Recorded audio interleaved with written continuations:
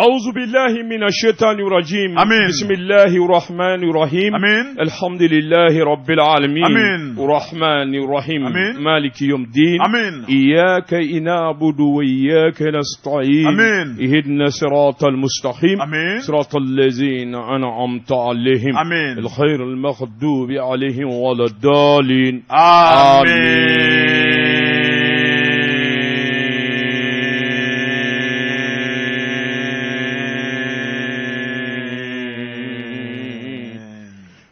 wajibate namu biye jumaye odo biye lahoro madonye hali ala nyini ala batuli ala deli ikado haramade ni jinene wurdane Allah ta'ala ya ndawde kama angana foyi bato ale kelengo angana foyi deli ale kelengo angana da foyi la ala ko wajibate kado kulfa yakul ale de yelama masai ale de kabako tigi wajibate kado shukondi dusajache isago ni dungo yemenye ka bele jelegla osebe Allah ta'ala angana da fena wajibate ka do fenyere kana dana anga da subhanahu wa ta'ala la anga gnye ani lahara wajibate ka do aglamba ali wajibate min ye gnyere aseleke nani Allah ta'ala gnye da ka bla seleke nani ka akumana min ye qur'ane nani nye wajibate ka do ninga chiba nani chama wajibate ni bele jele ala kuma kai afolo ana laba we qur'ane di ayo di muhammadu ya rasulullah ma wajibate ka do aflana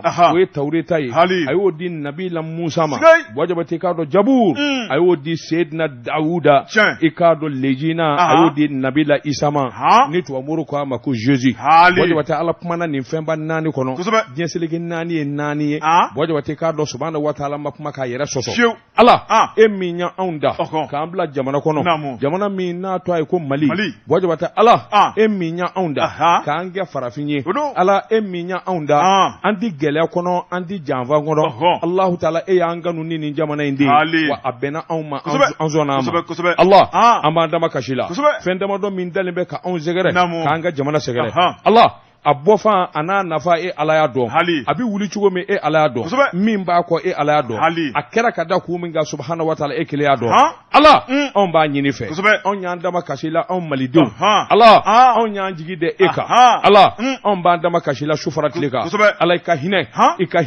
on ga jamana na Allah ya rabbi ka hina on ga jamana na min ba manja wale ni nkele jala min dalembe ka on zegere subhanahu wa ta'ala takabwanga do anuche Allah do anuche andu kalo dibila ala ukungolo yelama unyeshi fawre fe iku bwanga ukika ala kama ake muhammadu rasulullah sallallahu alaihi wasallam aka alquran kama ake sebawu ani nabi nyum bokolo nyum nu barka kama ala ake maka ani madina barka kama ala ake kureshu kama ala anyi deli ala jamana de onyi deli afanda na fama asetigi ana kolibato ala on bele jele de fara nyonga ki deli onga jamana de mana ke nye yoro wo yoro akera tobu jamana yo farafin jamana min di jamana kono ala ni hami bala takabwaka ni bana bala takabwaka min bi jamana kono ala okeledu an bele jele kosuma ikan labanye ala kana ange daga dinyi mai ya Allah ya Allah ya Allah ala on nyanda makashila ala on yi deli ala on yi deli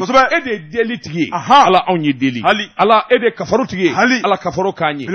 kanye ikan gishi ikan danga ala ikan ga jamana labanye ka jamana do labanye ala jamana dew ani nyemau ala hakilna nyuma tay ku segere ala min bi se ka kesababu ye jamana bayelamani ani jamana soroni jamana here ala min ba to bi ke bada ye min ba to akobi ka ma lafiya ne here sebe ala ye ala anyo deli fe ala kum fa kum ma nyuma minu mbanga jamana kono islam nyuma minu mbanga jamana kono shun ani sali ubikango minge ke ala deli ala ya rabbi ya rabbana ako koso ikanga jamana kishanga jamana amin habelebele nete wajibate go ke baya onyi amina baya Allah ta'ala am beka je ka hakili ke kili beka je ki tega korota sanve wajibata am bi go ke ni ala ni kira janana wallahi dugo mbimine abimine ne أعوذ بالله من الشيطان الرجيم اللهم صل على سيدنا محمد عبده ورسوله الله لا شريك له الله لا شريك له لا إله إلا الله لا إله إلا الله أشهد أن محمد رسول الله لا إله إلا الله أشهد أن محمد رسول الله صلى الله عليه وسلم الله لا شريك له سبحان الله الحمد لله له الحمد جينا أحمد ولدك اللهم جمنها سبحانه من الحمد لا إله إلا الله الحمد لله رب العالمين karamɔgɔ de bɛ tungora naam Racine Sall a ma foyi fɔ ni tiɲɛ tɛ hali balimaya sinjiya teriya o de bɛ jɛ ka fɔ kɔnɔ kana siga n bala cogo bɛ di wajibate naamu kono dabulu jafla olu ti se ka ɲɔgɔn ɲɛ fiyɛ fiyewu wajibate n bi bɔ ni sɛbɛn ye sɛbɛn min n'u ka male du mali o don maliden ɲɛkisɛ fasiri kɛba a to a de ko AS bagayɔgɔ ko wajibate k'a dɔn su koran na i k'a dɔn tile bɔra nka dugu ma jɛ wajibate k'a dɔn kɛlɛ Asimi Goyita jamana masakɛ ani tɔɔrɔ wajibate Asimi Goyita ani kɔnɔnafili wajibate Asimi Goyita i k'a dɔn ani yɔrɔ janfilɛli a ko min ye wuli ka jɔn ni jateminɛ minnu baraka k'a fɛ wajibate a baraka maa minnu bila baara la Asimi Goyita n'a mi kɔfilɛ a mɛ o mɛ a dakolo bɛ taa cɛ ale de kun wobo sɛbɛnnikɛla ko i k'a dɔn waati la a ye jɛkulu dɔ sigi sen kan wajibate hakilina ɲuman min ye wuli ka jɔn ni jateminɛ o ka kɛ jamana den kɔnɔ maanifinya yɛrɛ basigi ani hadamadenw ni ɲɔgɔn cɛ kelenya wajibate jamana kolosumani u k'o de ma conférence sociale wajibate a ma kɛ foyi ye ni Asimu t'a kalama n'u t'a mɛn nkalon tigɛ a ye ka kuma min fɔ a ye wajibate nin kɔni kɛra denba dɔ de ye sɛbɛnnikɛla ko a k'i k'a dɔn conférence sociale min n'a kun sigira sen kan a taara laban bolonɔbila sɛbɛn na bolonɔbila sɛbɛn min n'u k'a ma ko pacte de stabilité sociale wajibate k'a dɔn nkalon don fɛn ma fɔ a kɔnɔ sabula min ni min sɛbɛnnen don kabini diɲɛ kununko wajibate k'a dɔn u taar'u sigi kunna o de kunna ka zeeri da a ko min ye nin ko in ye a daminɛ a kɛra masaya da ye sabula premier ministre yɛrɛ nana ni ka kɛlɛ ni ka ayiwa kɛnɛ datigɛ wajibate o datigɛlen kelen kɔfɛ ministre min wakili kun donnen don a baara la o ye katimu bɔ k'a bin wajibate min ni min n'o ɲininen don ayiwa ko a labɛnbaw fɛ a ko n'i y'a ta k'a lajɛ u taara bɛn min kan wajibate k'a dɔn jɔyɔrɔ 139 sɛbɛnnikɛla ko a 139 in wajibate bɛnkɛr'o de ka k'o bolonɔbila sɛbɛn a ko i k'a dɔn makari ko da don kuma dɔw fɔra o fɔ kun dɛ wajibate ko in yɛrɛ dabɔlen don min kama a kolobaw ɲinɛkɛr'o kɔ a ko n'i ye kow ta k'u lajɛ wajibate a maanifi kun bi girinde a nafoloko la sabula nafolo kasabe min dalen don ka di a ko la mɔɔw ka taa kasagi a n'u ka dumuni sɔngɔ ayiwa a n'u ka taxi passew wajibate k'a don giringu kun y'o de ye nka ko yɛrɛ jubaju ye min ye an k'an janto la ni k'o dilan wajibate o ma kɛ a ko sabula wajibate k'a dɔn dɔw kɔni da kɛra a bɛ dulokiba don ye don o don dɔw ta kɛra kuma lankolon fɔ ye elɛni a ka dɔn k'a fɔ ne yɛrɛ bi kɛnɛ kan wajibate k'a dɔn u bi kuma ɲini n'u ye kuma ɲini taa kasagi ani ziiri da wajibate k'a dɔn u b'o de fɔ kɛnɛ kan sɛbɛnnikɛla ko i k'a dɔn mali kɔrɔ yɛrɛ bi ne ka fisa ni kura in ye nin bɛɛ lajɛlen i k'a dɔn a mankan n'a wuli ka jɔn ni hakilinaw Asimu Goyita ko ni sigilen bɛ a ɲɛna ko ayiwa a kɛlen bɛ ka mɔɔw bila baara kolo giriw ni baara ɲumanw na waasa jamana bi kolo suma cogo min wajibate a ma kɛ ten sɛbɛnnikɛla ko a ko ni Asimu Goyita ma boloma yɛlɛma kɛ n'a ma ɲininkali kɛ wajibate n'a ma jateminɛ kɛ n'a m'i ɲɛ bɔ ɲɔgɔn na sa ka bɔ i k'a dɔn Katini Kuluba ka jigin dugu kɔnɔ ka filɛli kɛ a yɛrɛ wajibate k'a dɔn u b'a da to a la a ko ni maa ɲi ma sɔn ka tiɲɛ f'i ye i jugu sara a ka tiɲɛ f'i ye Mali yɛlɛmani ani Mali ɲɛta wajibate maa ma ye maa hakilima ye maa ma b'a la k'i bi jɔrɔ sini na bɛɛ lajɛlen ɲɛna k'a fɔ nin y'a waati de baaraw kan ka daminɛ sisan a kɛwalew kan ka jidi sisan an dalen dun don a la k'a fɔ min ye Asimu Goyita ye cɛ min don kɛwale minnu b'a la ani jate minnu minɛnen bɛ wajibate k'a dɔn a bolokɔrɔmɔgɔw u taara k'a dusu suma wajibate sabula min ye nin conférence sociale ye a ma ɲɛ bi a ma ɲɛ sini wajibate k'a dɔn a kɛcogo ma ɲɛ baara kun kan ka kɛ kɛcogo min na a ɲɛ dɛ wajibate fɛn ma fɔ fɛn ma jira wajibate k'a dɔn wolongoto nin kun ye sɛbɛn ye an ye min bɔ du Mali kɔnɔ maliden ɲɛkisɛ kisɛ karamɔgɔ ne bɛ tigɛ don joona nouvelle horizon ɲɛdankura sɛbɛnnikɛla n'o ye Demba Konte Demba Konte karamɔgɔ Dabatungura a ko min ye Dakarikaw ka lajɛ ye karamɔgɔ Dabatungura b'a ye k'a fɔ Mali minisiri min ye Ablai Diop ye an ka jamana ni jamana wɛrɛ cɛw kɔɲɔnabɔli ma a ko Ablai Diop a ye fɛn caman fɔ sɛbɛnnikɛla ko kabini conférence de Dakar in daminɛna karamɔgɔ Dabatungura Ablai Diop ye kuma kologiri minnu fɔ don o don ji bi da dɔ sana kan a ko kumakan wɛrɛ bɛ bi tuguni dɛ Ablai Diop ka kuma fɔtaw la karamɔgɔ Dabatungura sɔmi kɛn bɛ a la e ko Mali ni Faransi an na se ka ɲɔgɔn bila kudayi de sɛbɛnnikɛla ko a ko n'i ye fiɲɛ ta fɛnw lajɛ nin baara in bɛɛ lajɛlen daminɛna gɛlɛya Mali ni Faransi cɛ mai kalo dɔ tile 24 san 2021 a ko n bandaw ka fanga dafirilen min ye kolonɛli 5 fɛ min ye kolonɛli Asimi Goyita ye min k'o kɛ jamanakuntigi ye Faransi y'a yira k'a fɔ o don in kama Mali kɔni tɛ jamana ye jamana min kan k'i jigi sɛmɛ a la coup d'état banbali maa yɛrɛ t'a dɔn bilen sa Mali ko bɛna laban min na o tuma n'o don sa anw n'an ka minɛn n'an ka koso ni kasaw cɛnin ka bɔ a ka jamana kɔnɔ min ye Emmanuel Macron o don in kama a y'i cuni a Mali ye Emmanuel Macron kɛlen k'o kuma kologirimanba in fɔ min ye Dr Shokɛli Kokala Mayiga Mali premier ministre karamɔgɔ Dabatungura ale kɔni taara Nations Unies ka gende kan ale kɔni y'i da don ko la ko Faransi y'an to san naani kan an bila sɛbɛnnikɛla ko a ko Shokɛli ye kuma kologiri minnu fɔ karamɔgɔ Dabatungura ni maa tun sigilen ta k'a don in kama a kɛra manja ye a kɛra daraja ye a kɛra kunnawolo ye Mali tɔgɔ kun dɔnnen tɛ jamana mun na bɛɛ ye Mali don a don farafin jamana jumɛn bɛ se k'i ja gɛlɛya min ye Nations Unies ka gende kan karamɔgɔ Dabatungura ni k'i dafa Faransi la ka Faransi buruja min ye Shokɛli ye o kuma ko dɔ farala ka kɔti k'a don sɛbɛnnikɛla ko min ye Mali marabaaw ye an y'a yira k'a fɔ ko Mali ye jamana min ka yɛrɛma hɔrɔnya b'a bolo karamɔgɔ Dabatungura maa tɛna se k'an bali o la min ka d'an ye kuma o kuma an b'o de kɛ an mago bɛ mun na o de ye bonya o de y'an ka danbe k'an ka jamana k'a dɔn i n'a fɔ a ka jamana y'aw ta ye cogo min na a y'an ka jamana fana lakodɔn ten maa mana an ja an n'o bɛ baara ɲɔgɔnya kɛ sɛbɛnnikɛla ko Mali ye hakilina min ta ni ka irisiw sɛgɛrɛ n'u ye an buruja a waati min ye Wagner ko ye karamɔgɔ Dabatungura o ma taa kɛ tiɲɛ ye sɛbɛnnikɛla ko Mali gouvernement ani irisiw ka gouvernement anw de bɛ ka baaraw kɛ ɲɔgɔn fɛ a baara nɔ bɛ ka bɔ cogo min na bɛɛ lajɛlen ɲɛ b'a la sɛbɛnnikɛla ko a ko min ye Ablai Diop ye ale kɔni y'a yira k'a fɔ conférence de Dakar kɛnɛ kan karamɔgɔ Dabatungura min kɔni ye Mali ye a bɛ dakan sira kan a bɛ hakilina mun sira kan karamɔgɔ Dabatungura kan tɛ n'o bila maa ye a bɛ min kɔni fɔ Faransikaw ye u ka ji dɔɔni k'u koli ji la karamɔgɔ Dabatungura dusubaniya mun b'u la u ka dɔɔni bila min ye kumaba fɔ mun b'u la u ka dɔɔni bila Mali kɔni m'a fɔ k'a ni maa si tɛ baara kɛ min ye Faransi n'a y'a ka dusubaniya bila n'a y'a ka hakilina jugu bila a ko don n'a nataw la Mali ni Faransi an bɛ se ka segin ɲɔgɔn ma a ko k'a bɛ se ka kɛ sabu Mali m'a yira k'a fɔ k'a tana ye maa si ye Mali m'a yira k'a fɔ ko ani maa si tɛ baara kɛ nka Mali ko k'an bonya o de ka ɲi sɛbɛnnikɛla ko a ko Ablai Diop n'i y'a ka kuma ninnu mɔmɔ karamɔgɔ Dabatungura o b'a yira k'a fɔ Mali ni Faransi kɔni an ma fara ɲɔgɔn na dɛ o kuma Faransi kɔni ale ye Mali mara san caman min ye Mali an ye ko dɔ dɔn bi min kɔni fɔ ɲɔgɔn ko furukufuruku o de b'an ni ɲɔgɔn cɛ bi nka a mana tigɛ da o da ma min ye Ablai Diop ka kuma n'i y'a dɔdɔli ma sini ma ni Faransi y'a dɔn k'a fɔ ko Mali ɲɛmɔgɔ hakilina ye fɛn minnu ye Mali ɲɛmɔgɔ mago bɛ fɛn minnu na Malidenw ka kunkilenna u ka taabolo o ye fɛn min ye ni Faransi y'o dɔn ni k'o bonya mun na Faransi tɛna yafa ɲini an fɛ an ka baara kura kɛ dɛ a ko n'o fɔra diɲɛ ma don o don o kɛnɛ dayɛlɛlen bɛɛ a ko min ye farafin jamanaw ye waati dɔ kuma sera an ka ɲɛ yɛlɛ an k'an bolo di ɲɔgɔn ma an kana an yɛrɛ to tubabuw bolo n'an tora k'an yɛrɛ to tubabuw bolo karamɔgɔ Dabatungura k'an bɛ t'u bolokɔnɔmɔgɔya la dɛ ka maa min to bolokɔnɔmɔgɔya la k'e sago t'i yɛrɛ la e ka jamana a na lafu kunnafoni filɛ nin ye an ye min bɔ nouvelle horizon kɔnɔ Demba Konte ale ka sɛbɛnni don Wajibate cɛ o cɛ ma sɔn karili ma i bɛ sa jɔnya la Wajibate n bɛ n bolo bugɔ ka don n bɛ bɔ ni sɛbɛn ye sɛbɛn min n'u k'a ma la révélation ko dogolenw k'u da kɛnɛ kan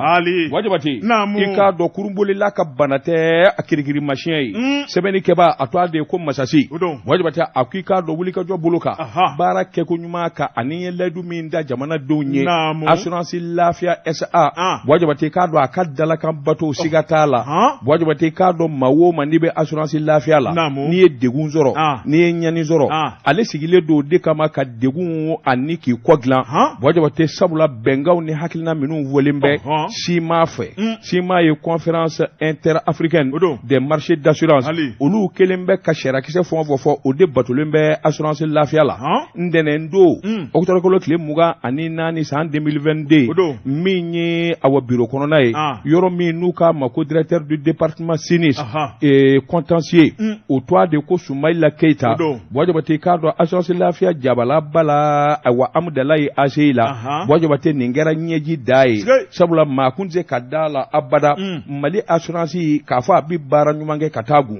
akoni ya takalaje akwi kado kuma chama vora anyoru dade leka do kuma ina wajabate nga maketi semene kala ko horonya na nimi makeke chugo mina ikasaga ka kafo de nywande akoni dossier mi na kunye manga njamange réseaux sociaux semene kelaw andi kuma karamogo ka wajabate sabula ikado mafla be ukunye nyangata soro accident na wajabate ikado kuma ni haklina ukunya jira kafo baraka bulu ka hake nofe assurance lafiya kwa madda yeluyi semene kala ko do mi nyengwen kera masasi ko alere kumbi kenaka ngali kera mafla ina yelma aw nana yaka ngali ke datugura nyewa uko make ayem ma chika na datugura nyewa uko make o na tora kerefe ikado ko ya soro min nyewulika jonni haklina folo minu wora sharabu na kuka aw mana amangali ke amata fandon wajabate kado yaro ko ni anangalunda awa chake dai na sebene kala ko awa ma minu be u yere dako aw ma fo sebene kala ka puma koy ama puma wora jotiye wajabate akika do puma ngoni jenzena ka soro ute na manyu ko opma anga se ka puma kabini juin kalo kile muga en 2022 wajabay baaliye ka fo assurance lafiya ku yugulika joke sabla dossier mi na talenvle ninye kanyeshi ma flama minu nye gela soro accident zeve wajabate kado ne hake mingaka olu yere ka jete la ikado million duru aniko ikado odukunganga da kilingili na bele jilema assurance lafiya kile ka dossier ta kalaje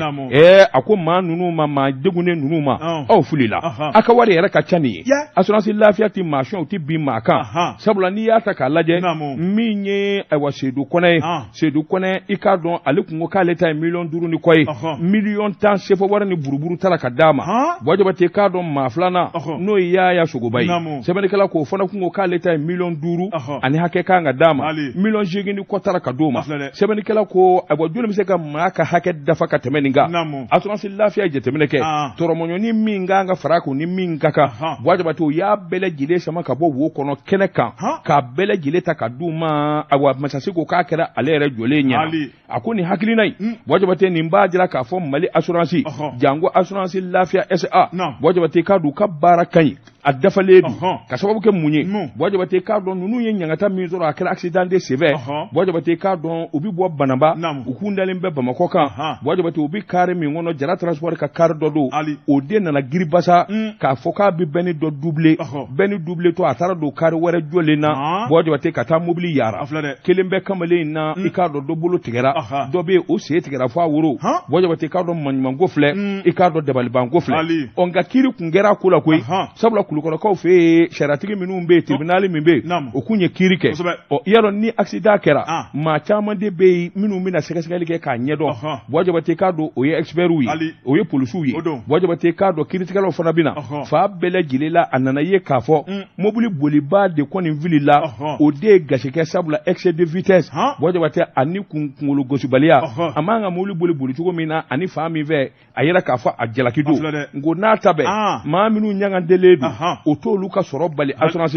assurance lafiya koni isigisa ni ngo imbele gile ka nyedo minye expertu ni fanyi ni bele gile klele ka barala ale kanga minga abusoro ko ke sebene kala ko wele blala ma flema odunya soro lukunye kuma chama voka ngunungunu chama vo ka kena fa assurance de banedo ka soro umanywani sebene kala ko kuma mini ko nana nyedo ka dossier dafa assurance lafiya wele eko ko ita million duri akachawi million dafle eko ita million duru ni doniye akachawi million jegi fly ni de kaka akunyina assurance lafiya war min boka do ngo damandala wajabate dandala kasoro ni nyere makekoi kabini accident ngera ikaru ka docteur so follow wajabate ka do protège no ye mina minu nganga do bolo nona walma se nona olu de protège assurance lafiya ku ni bele gileke yana akase aywa adumba rema no war sarale masasi ko jongala mi doni mina kobi mali donganga da assurance lafiya la wajabate ala kangi shi nyanganta mani ya soro oro ni bele gile la ki ka hake dima o dafaledu ni ngunye sebani anye mimbo la révélation kono ko dugole ku dakenaka Jeka pip kaka frefan la kodon nege kanye tan flasera bamako kafo jigine o ka bonya masegi be awye Wajabate mbala cogo bedi karamɔgɔ l'œil du Mali maliden ɲɛden sɛbɛnnikɛla a tɔgɔ ye ko Amadou Jara Jarakɛ ko mun Amadou Jara ko karamɔgɔ Daba Tunkara min ye an ka diinɛ ni bato o ministre karamɔgɔ Daba Tunkara ko sigi kɛmɛ ka makɔnɔ a baara ta jamana gouvernement tɔgɔ la a ye maa dɔw bila baara dɔ la karamɔgɔ Daba Tunkara ko baara in bɛ sunɔgɔ la wa sɛbɛnnikɛla ko o ɲininkali to min bɛ a ko n'i ye jateminɛ kɛ waati dɔ tɛmɛna a ko misiriw olu baaraw kɛcogo karamɔgɔ Daba Tunkara b'a ye k'a fɔ Mali ale kɔni ye mɛn k'a fɔ ko silamɛ jamana don sabu n'i ye jamakulu lajɛ maa min ka ca ni jama bɛɛ y'o de ye silamɛw ye nka o n'a ta o ta min ye bolo wɛrɛ bɛ n'o ye pays laïque ye an bɛɛ lajɛlen dama ka kan jamana la a ko min kɔni ye silamɛw ye karamɔgɔ Daba Tunkara olu de ka ca nka n'i y'a la silamɛw bɛ bato kɛ misiri min kɔnɔ karamɔgɔ Daba Tunkara bɛnbaliya dugu jɛmɛ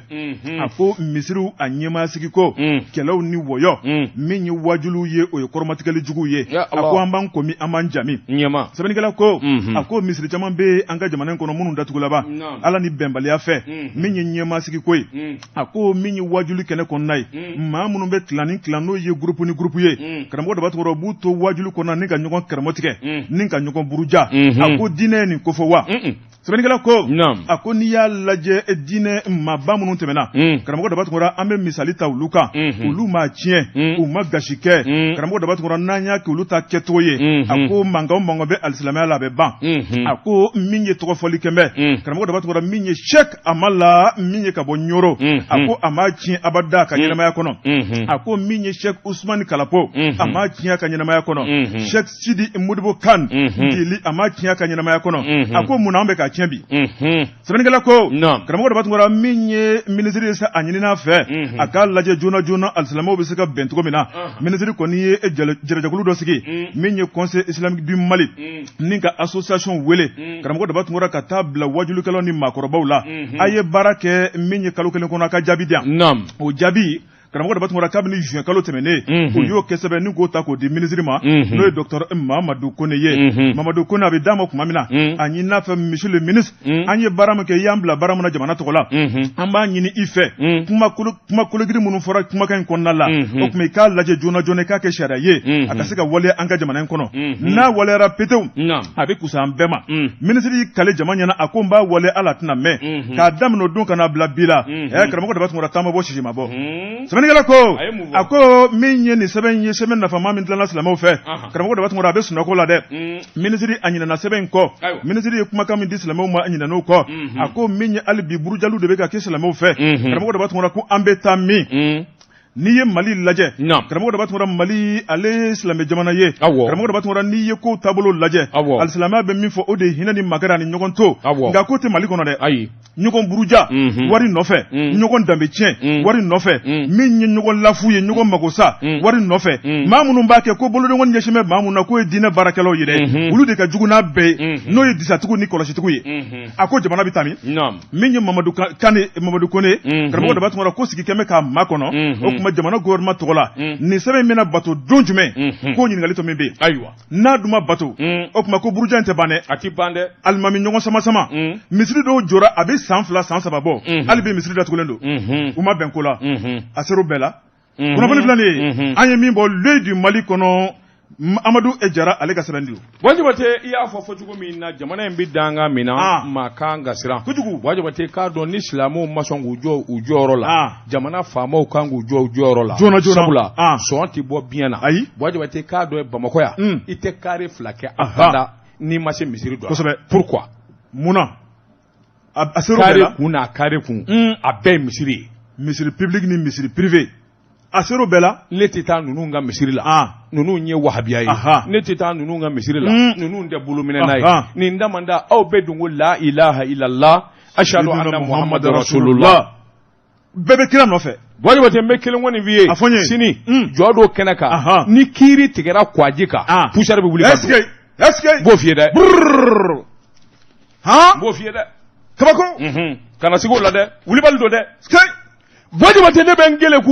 mbi bɔ ni sɛbɛn sɛbɛn min n'u k'a ma aujourd'hui wajibate a bɛrɛ ta gɔngɔrɔngeru bɛ datu nege bɔ basala min ye Alhaji Abe Haidara nin y'a ka fasiri ye wajibate k'a dɔn jɔnni kelen bɛ ka nin doni ta ka taa bin Madame Buware Fili Sisɔkɔ kunna wajibate k'a dɔn sariyatigiw n'u ka kɛwale min ye soronin donbaw ye olu n'u ka wuli ka jɔ anw galanbaliw ta ye filɛli ye wajibate k'a ɲini k'a faamu nga min ye sɛbɛnnikɛlaw ye olu b'a walawala waasa ko ka se ka ɲɛdɔn min ye Madame Buware Fili Sisɔkɔ Mali minisiri kɔrɔ don nafolo minisiri don Ibrahim Boubacar Keita ka waati la wajibate k'a dɔn a ye kungoba sɔrɔ a bi ne ka waati bɔ sa wajibate k'a dɔn kaso datugulen ye Abafili Buware b'o kɔnɔ sɛbɛnnikɛla ko a y'i pi k'i pa wajibate k'a dɔn wulikajɔ caman kɛra min kɔni ye hakilinaw ye hali bi a fara an den ɲɔgɔn kan sabula minɛni kun ye min ye degu kun ye min ye sɔmin gelen don Ibrahim Boubacar Keita Ala k'a hinɛ u bi fanga na don min wajibate k'a dɔn a fɔra k'u ka minɛn dɔw san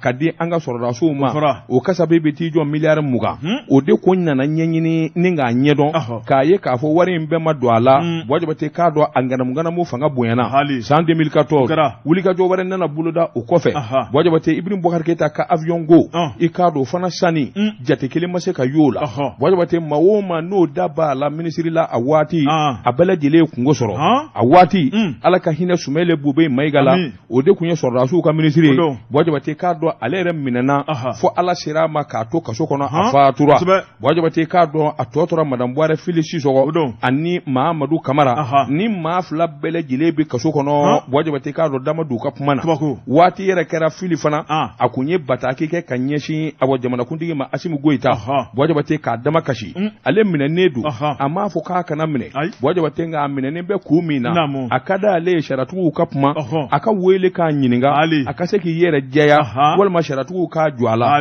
o kuma ni jamanaden bɛɛ lajɛlen ye kelen ye wajibate o kuma hakilina in Asimu Goyita k'a lajɛ sabula ale de ye jamana ɲɛmaa ye ko in bɛ se ka dilan cogo min na waasa ale bɛ se ka segin a ka denbaya la den ka ca mɔden ka ca buramuso ka ca u bɛɛ lajɛlen sigilen bɛ k'ale kɔnɔ a kɛra maakɔrɔba ye ko dɔw bɛ yen a t'o kun bilen wajibate k'a dɔn soronin dɔnbaw y'a gosi sariya bunnaku kan k'a ɲini sa k'a fɔ hakaja Madame Buware Fili Sisɔkɔ u k'a lajɛ ka fiɲɛbɔda d'a ma u ko min ma liberté provisoire o ye awa bila ye bila kungurunin ye yanni sariyatigiw mɔgɔ ka s'i ma kiiri ka kɛ wajibate o bɛ sariya la o fana bɛ se ka kɛ o sariyatigiw ko k'a bi kɛ wajibate a bi kɛ nka doni min dalen bɛ Fili kunna miliyɔn 500 CFA wari wajibate k'a k'o dɛsɛra sɛbɛnnikɛla ko 500 millions de francs CFA wajibate nin wari nin kasabi ka ca dɛ sɛbɛnnikɛla ko nin girinyana fo k'a fɔ k'a to ten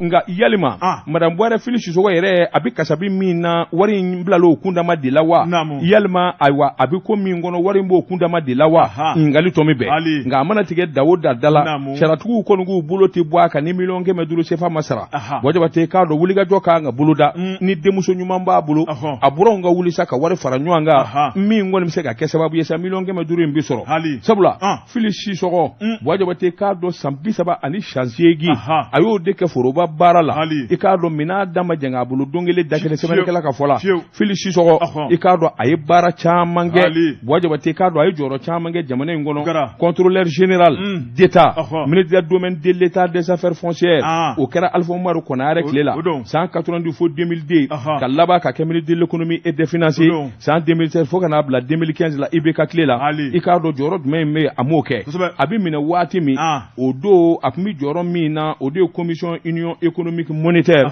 i k'a dɔn ouest africaine a tun b'o o baara de la wajibate a nana minɛ k'a to la i k'a dɔn musokɔrɔba sɛgɛnna a degunna i k'a dɔn fiɲɛbɔ da ka kɛ sa min bɛ se k'a to Fili a bɛ taa a ka denbaya la nin kun ye sɛbɛn ye an ye min sɔrɔ ka bɔ aujourd'hui kɔnɔ a ka bi bɔli la l'observatoire kɔlɔsilikɛla sɛbɛnnikɛla n'o ye Adama Konate karamɔgɔ daba tun bɔra min ye ɲinan samiya ye e ko e kulekan o tɛ Mali kɔɔri sɛnɛnaw ka bunakun na sɛbɛnnikɛla ko a ko n'i y'a lajɛ Ala ale bɛ fɔ ka waleɲuman dɔn sabu waati bɛɛ lajɛlen kɔnɔ an b'a ɲini a fɛ a ka ji ɲuman di an ma karamɔgɔ daba tun bɔra ɲinan tabarikala ko ji nana nka min ye kɔɔriko ye karamɔgɔ daba tun bɔra ko de donna ngalama na sɛbɛnnikɛla ko a ko samiya bɛ daminɛ waati min na min ye an ka jamana ye kɔɔri si sɛnɛ angɛrɛ kɔ bilen min ye angɛrɛ ko ye o kɛra pati sakana ye angɛrɛ a kɛra sanu bereni ye karamɔgɔ Dabatungura jɔnni bɛ se ka da la ko angɛrɛ bɛ tunu Mali kɔnɔ ko baara ma di a dibaw ma ni baara dun ma di a dibaw ma a kɛcogo a tɛna se ka ɲɛ a bɛ tiɲɛ sɛbɛnnikɛla ko a ko Mali kɔɔri sɛnɛnaw y'u sigi ka makɔnɔni kɛ min ye angɛrɛ a makɔnɔni ye kalo 1 kalo 2 karamɔgɔ Dabatungura u jigilatigɛra samiya yɛrɛ banna pewu sɛbɛnnikɛla ko kɔɔri sɛnɛna caman bɛ yen karamɔgɔ Dabatungura kabini kɔɔri fiɲɛfiɲɛni u y'a dɔn k'a fɔ angɛrɛ tigɛ na waati min na u sina ka ɲɔw bila ɲɛfɛ min ye dɔw ye olu ye tiga bila ɲɛfɛ ne taama so la ni angɛrɛ mana na tɛmɛ ni ka tigaforo ye walima na tɛmɛ ni ka saɲɔforonin ye sɛbɛnnikɛla ko a ko Mali bɛna jigilatigɛ belebeleba de kɛ ɲinan san kɔnɔ min bɛna kɛ kɔɔri ko kan a ko anw de galegale karamɔgɔ Dabatungura o bɛ da la cogo min na o bɛ ye a ye cogo la nka min ye sɛnɛ ye a tɛ se ka taa fɛn minnu kɔ karamɔgɔ Dabatungura ko mun na Mali binna ni dingɛ jugu kɔnɔ ɲinan a ko min ye kɔɔri sɛnɛnaw ka tɔn ye ale ni CMDT k'u bɛna fɔ ɲɔgɔn kɔ ɲinɛ fo ka dama tɛmɛ sɛbɛnnikɛla ko a ko n'i y'a lajɛ bagaji minnu bɛ di ale ni min ye kɔɔri fiɲɛ minnu bɛ di karamɔgɔ Dabatungura ni kɔɔri feerela ka ban waati min na tɔrɔmɔɲɔni bɛ segin i niyɔrɔ ye min ye o bɛ sɔrɔ ka bɔ ni k'o d'i ma a ko ni kɔɔri yɛrɛ ma sɔrɔ dun juru min bɛ yen la o bɛna se ka sara cogo di caman bɛ taa kaso la dɛ kɔɔri sɛnɛna caman bɛ yen u bɛ taa kaso la ɲinɛ dɛ yarabi sɛbɛnnikɛla ko karamɔgɔ Dabatungura n'i y'a lajɛ kɔɔri sɛnɛnaw ka tɔn min bɛ jamana in kɔnɔ a bɛ t'i jɔ fo 440 ani a kunkanfɛ min ye 40 bɔɲɔngo olu de y'u kɛ kɔɔri sɛnɛ kan min ye 100 kunkanfɛ olu ko k'olu taamaso la ni bagaji ni angɛrɛ ma sɔrɔ karamɔgɔ Dabatungura k'olu na tɛmɛ n'u ka sɛnɛfɛn wɛrɛ ye a ko min kɔni ye maa caman ye karamɔgɔ Dabatungura u sigilen bɛ u kɔnɔ gamɛw ma fɛn goni don maa caman kɔni y'a yira k'a fɔ juru min b'olu kana u b'a ɲini CMDT fɛ ɛlɛ ni a k'ulu mago to n'o tɛ ko forokoni bɛ taa dugisira la sɛbɛnnikɛla ko a ko ni Mali ye ŋana ye kɔɔri sɛnɛ na ɲina ko tɔgɔ jumɛn de bɛna fɔ Mali ma anw na sɔn an ka kɛ sebe ka tila ka kɛ dolo kujan ye sɛbɛnnikɛla ko ɲina kɔni Mali tɛna tɔgɔ duman sɔrɔ diɲɛ kɔnɔ miyankakɛ bɛ dɔ f'a ɲina o n b'o kɔni f'i ye jɔnni kelen Asimu Goyita a bɛ dɔ f'a ɲina e kɔni ko bɛ ɲini ka caman de salo ka wele ka taa kɛ ka misaliba in kɛ ko Mali kɛra fɔlɔ ye ɲina o bɛna mun f'a ye ko Mali kɛra dernier ye o kɔni a bɛ se k'i dafa dɔ la ten a bɛ dɔ f'a ɲina o de bɛ na fɔ dɛ an ka nin kɔ dɔ bani sɛbɛnnikɛla ko karamɔgɔ Dabatungura Mali bɛna kɛ dernier ye kuma in ka kunna nka o de bɛ na fɔ sabu ni fɛn ma sɔrɔ foro kɔnɔ mun de bɛna yira a ko Mali bɛna mun de tɔnɔma da diɲɛ kɔnɔ anw jigi ye an ka sanu a n'an ka kɔɔriw ye a ko ni min kɔni ye kɔɔri kɔni ma sɔrɔ a ko nin bɛna kɛ fiɲɛ belebeleba de ye wa min ye san wɛrɛ sɛnɛ ye karamɔgɔ Dabatungura ko ni dingɛ in bɛna datugu ka bɛn ni waati jumɛn ye sabu kɔɔri wari bɛ kɛ ka mago minnu ɲɛnabɔ an ka jamana in kɔnɔ a ko a ka ca fo ka dama tɛmɛ ni fɛn dun ma sɔrɔ an bɛna mun de baara a filɛ dɛ kɔɔri ma feere Buwa Jabate bɛɛ bɛ dɔ sɔrɔ kɔɔri feerela mana a ka kɔɔri feere a bɛ jigin Bamakɔ daba 4 na a bɛ motɛri san a bɛ moto san a bɛ mayito san a bɛ tele san Buwa Jabate a na essence san a taatɔ a na mobili ta kana ka mobili ta ka segin wari bɛ yɛrɛkɛ jamana fa bɛɛ bɛ dɔ sɔrɔ a bɛ so kura jɔ ka du ka muso kura furu kɔlɔn bɛ se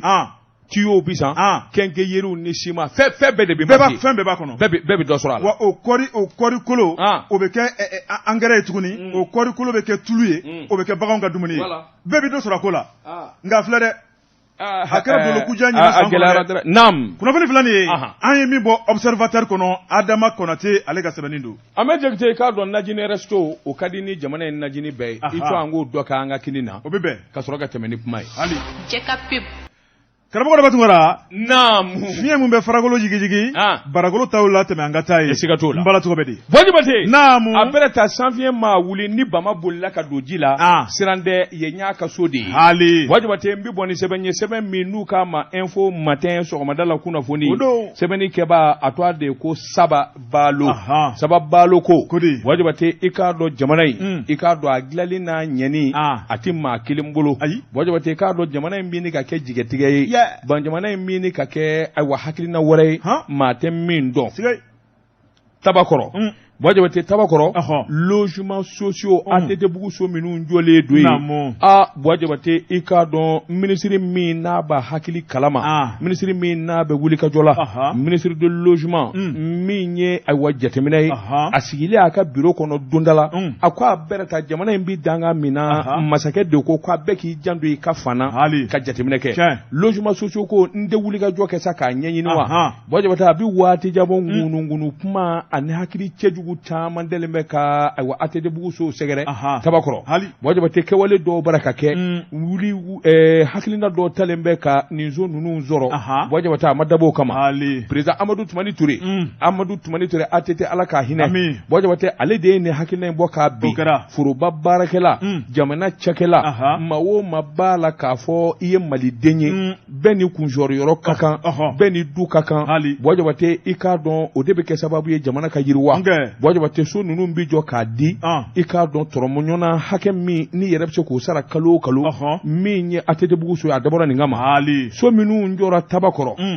Bɔjabate k'a dɔn kɔsa in na minisiri Aba Kɛmɛna minisiri Ibrahima Kɛmɛna Bɔjabate a sigilen sina ka dusu ten a ye urbanisme mɔgɔw wele a ko a ye wuli ka taa jɔ min ye tabakɔrɔ so kura fɛn o fɛn jɔlen bɛ ATT so n b'a fɛ k'a dɔn min ni min bɛ yen forobaso ninnu n b'a fɛ k'a dɔn foroba cakɛda minnu jɔlen don n b'a fɛ k'a ɲɛdɔn min ni min kɛlen don a n'a bɛɛ lajɛlen hakɛ dafalen bɛ Oroni bɛ direction nationale de l'urbanisme de l'habitat Bɔjabate k'a dɔn olu nana wuli ka jɔ bolo da Bɔjabate k'a dɔn ka sɛgɛsɛgɛli daminɛ du ni du Bɔjabate k'a dɔn u taara bɔ fɛn ka fɛn min n'a cɛ ka jugu n'a bi jamanadenw yɛrɛ jigi waro fo k'a fɔ k'a to ten minnu n'a sɔrɔli ka kan u jɛra a la Bɔjabate k'a dɔn a kan ka di minnu ma a ma don olu ma minnu bɛ i k'a dɔn n'a b'olu nafa a t'olu bolo sɛbɛnnikɛla ko jaabi jumɛn in jɛra Bɔjabate k'a dɔn recensement ba tɛmɛnen kɔfɛ i k'a dɔn u nana jaabi ta k'a di a wa minisiri Kɛmɛna ma Bɔjabate a dɔnna k'a fɔ logement sociaux n'o ye ATT so ye Bɔjabate i k'a dɔn makariko filɛ kasiko filɛ sabula office malien de l'habitat OMH Bɔjabate k'a dɔn bataki lettre min ani sɛgɛsɛgɛli sɛbɛn minnu n'u y'o kɛ min ye numéro OH o ka ca Bɔjabate n bɛ taa ɲɛfɛ k'a ɲɛf'i ye a ko n'i y'a ta k'a lajɛ u y'a ye k'a fɔ ATT so Bɔjabate ka taa bila soba minnu fana jɔlen bɛ n'o ye forobaso ye tabakɔrɔ Bɔjabate a nana dɔn k'a fɔ Ibrahima min ye minisiri ye Ibrahima Kɛmɛna a ye miiri ta ka min sɛgɛrɛ a taara k'o de coyi a y'i bolo ɲɛsi yɔrɔ min tile nana bɔ yen taki Bɔjabate sabula u tilalen sɛgɛsɛgɛli la u y'a ye k'a fɔ so 10,000 ani 280 Bɔjabate k'a dɔn u donna o de kɔnɔ ka ɲininkali kɛ du ani du u nana ye k'a fɔ so 10,000 ni 280 so 650 Bɔjabate i k'a dɔn o si tigi t'a kɔnɔ u kelen bɛ ka so in da k'a di location na a ma dabɔ kama abada so 650 Mali kura ko ye so 650 o de talen don k'a di loyer la Bɔjabate sɛbɛnnikɛla k'u ma dɔn ma u y'a sɛgɛsɛgɛ k'a sɛgɛsɛgɛ u y'a ye k'a fɔ min ye ATT so ye jamana b'a fanga de fili ka wari caman bɔ so ninnu ka dilan waasa jamanadenw bɛ se ka kundonyɔrɔ sɔrɔ minnu bɛ n'u tɛ se ka miliyɔn caman bɔ ka so san Bɔjabate a dabɔlen don olu de ka kundonyɔrɔ sɔrɔ u nana ye fana so 890 ani 8 u y'o yɛlɛma Bɔjabate min ma sangazo kelen yɛlɛ o ye sangazo 2 yɛlɛ ta kan ni bi so la o Bɔjabate k'a dɔn ATT so ɲininkun kun jumɛn b'o la bilen ne bi so la t'i ka terrain san min ka di i ka jɔ fo kabanɔgɔ mais c'est tout a banna ni bi so la ka ATT so yɛlɛma k'a kɛ sangazo ye ne bi so la munna i m'i ka dugukolo sa k'a jɔ k'a ban pewu nin dabɔra de k'a ba yekew maa min bɛ n'a tɛ ka so san yɔrɔnin kelen ka don a kɔnɔ a dabɔlen b'o de kama u y'a yɛlɛma dɛ Bɔjabate a ko n'o y'i bɔ a la so 30 ani 4 Bɔjabate k'a dɔn u y'o yɛlɛma pewu so 30 ani 180 Bɔjabate i b'a ye k'a fɔ u taara dɔ far'o kan Bɔjabate k'an bolonɔ bɔ ka taa fan wɛrɛ fɛ sɛbɛnnikɛla ko u nana sɛgɛsɛgɛli boloda so 30 ani 969 Bɔjabate k'a dɔn u y'a ye k'a fɔ bɛɛ lajɛlen de yɛlɛmanen bɛ ni ka ɲɛkura wɛrɛ ta Bɔjabate sɛgɛsɛgɛliw bolo kan 2,000 ani 174 Bɔjabate u y'a sɔrɔ o so datugulen don maa si t'o kɔnɔ so maminɛ ne d'u bolo nka a datugulen don kabini waati jan maa si t'a kɔnɔ o fana k'i bɔ a la Bɔjabate u tɛmɛna sɛgɛsɛgɛli la sɛgɛsɛgɛli senfɛ u nana ye k'a fɔ so 1000 ani so 122 Bɔjabate i k'a dɔn olu bɛɛ lajɛlen de bilalen bɛ feere ka bolo kan Bɔjabate sabula u ye sɛgɛsɛgɛli ni jateminɛ ni kodɔn minnu kɛ u nana b'o kalama a ko n'i y'a ta k'a lajɛ forobaso minnu fana jɔlen bɛ Bɔjabate i k'a dɔn u nana ye k'a fɔ so 60 ani so 76 Bɔjabate i k'a dɔn o ye ayiwa faso yɛrɛ ɲɛmaaw kelen bɛ ka min da k'a di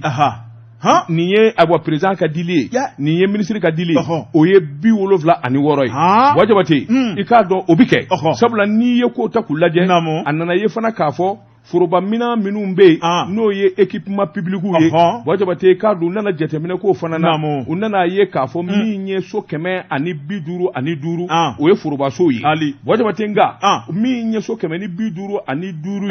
u y'o sɛgɛsɛgɛli min kɛ u taara bɔ a kan so 111 wajabate u taara ye k'a fɔ mɔɔw b'o kɔnɔ k'a sɔrɔ o tɛ maa dun yɔrɔ ye 40 wajabate I k'a dɔn bɛɛ lajɛlen kɔni ye n bɛ n yɛrɛ k'a kɔnɔ diyagoya la k'a kɛ n yɛrɛ ta ye 71 wajabate o man kan a ko n'o y'i bɔ a la wajabate u nana sɛgɛsɛgɛli kɛ tuguni ka taa ye k'a fɔ so minnu dabɔlen bɛ siyɔrɔ kama so minnu dabɔlen bɛ I k'a dɔn a bɔ wari caman tɛ min bolo I ka don a kɔnɔ wajabate u ye dɔw yɛlɛma ka dɔw kɛ pharmacie ye ka dɔw kɛ crèche ye wajabate I k'a dɔn ka taa ba yɛlɛma pewu dɔw yɛrɛ ta bɛ dɔw kɛ hôtel walima bar ye Malikura a fɔra tan a ma fɔ tan dɛ a fɔra tan abada wajabate a ko nin kunnafoni minnu sɔrɔlen filɛ wajabate nin ye ministre tɔnsi wuli k'a jɔ kɛlɛw wajabate I k'a dɔn u bɛna bere de wuli sa nin fɛn o fɛn de bɛ yen wajabate k'a ma k'a kɛcogo la wajabate k'a dɔn ministre ko a na bere da bɛɛ kun min ye taama sira jɛlen ye ATT so dabɔlen don fandan ani dɛsɛbaatɔ ani foroba baarakɛla minnu wari caman d'u bolo wajabate u ka se ka so sɔrɔ ka don a kɔnɔ nka ka taa so maminɛ wajabate k'o kɛ luwanse ye ka taa so jateminɛ ka taa so maminɛ k'o yɛlɛma k'o kɛ ko wɛrɛ ye wajabate a ko a ma dabɔ nin kama nin kun ye sɛbɛn ye an ye min bɔ info matin kɔnɔ sɔgɔmada la kunnafoni karamɔgɔ de bɛ tigɛ don joona la révélation sɛbɛnnikɛla n'o ye la rédaction bɛɛ lajɛlen ka jɛ k'a sɛbɛn karamɔgɔ de b'a tɔgɔ ko ESIGE min ye fédération malienne des personnes vivant handicap karamɔgɔ de b'a tɔgɔ personne malienne des vivants vivant ye mun duwa kan ye fédération malienne des personnes vivant avec handicap. Lajurutɔw. Minale o. Sɛbɛnnikɛla ko karamɔgɔ de b'a tungara maa minnu bɛ yen ni Ala kɛlen n'u ka lajuru kɛ u garisɛgɛ ye. I n'a fɔ maa tɛ bana san. I n'a fɔ maa minnu bɛ ni bere b'u bolo. Maa minnu bɛ n'u b'u cun. Maa minnu bɛ n'u b'a fili. Ka hakɛto ɲini kɛ. Jɔnni fɛ. I n'a fɔ I ye ɲininka ko I n'a fɔ ka tila ka hakɛto ɲini kɛ. Jɔnni fɛ. Ka hakɛto ɲini kɛ karamɔgɔ fɛ. I bɛ hakɛto ɲini kɛ. Bere de bɛ ne bolo wa tari ne bi cun de. Hakɛto ɲini ne fɛ. Nin kɔni san kɔni e yɛrɛ de b'a fɛ k'a fɔ ko karamɔgɔ bi cun. Karamɔgɔ ni karamɔgɔ b'an bila worobɔ la bi karamɔgɔ an bɛ worobɔ bi karamɔgɔ kɔni. U ka président bɛ yen i b'a hakɛto ɲini o fɛ. Karamɔgɔ b'i cun dɔɔni dɛ hali ni ɲɛnama tɛ karamɔgɔ bɛ to ka n jigin de don ingénieur des ingénieurs i ma yafa ɲini o fɛ ingénieur des ingénieurs olu de ye handicapés ye ale b'a fili minɛ ale b'a fili k'a kunbɛn vieux blé ninnu fana b'a fili k'a kunbɛn c'est les handicapés Dawuda Tarawele Bokele fana b'a fili k'a kunbɛn nka karamɔgɔ b'a ta kɛ ayi ni maɲɔgɔlɔ ye ne ka sengeliya fɔtɔ de fil'i bolo nin ye fɛɛrɛ la mi fa mi ɲaha karamɔgɔ tɔgɔbatɔgɔ ka ɲi kojugu sɛbɛnnikɛla ko karamɔgɔ de b'a tugura min ye olu ka tɔn belebeleba ye i b'a ye k'a fɔ ko yen man di sabu n'i ye jateminɛ kɛ maa ti bana san karamɔgɔ de b'a tugura bana mana kɛ maa o maa garisɛgɛ ye i b'a da Ala kan senkeleniya bolokeleniya karamɔgɔ de b'a tugura nin bɛɛ lajɛlen bɛ da Ala de kan sabu Ala mana ko min latigɛ jɔnni ye maa ti taa k'i da kan to